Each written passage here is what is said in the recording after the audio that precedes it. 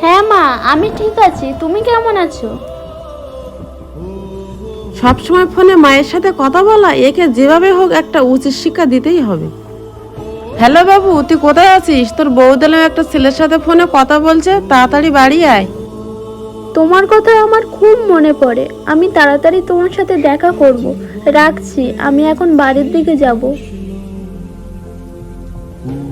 কি রে, আমি থাকি না বাড়িতে আর তুই ফোনে পরপুরুষের সাথে গল্প করিস? মা ঠিকই কথা বলে, তুই একটা নোংরা মেয়ে ছেলে। মারা হয়েছে তোমার? এবার দেখো আমি কার সাথে কথা বলছিলাম। তুমি তোমার মায়ের সাথে কথা বলছিলে?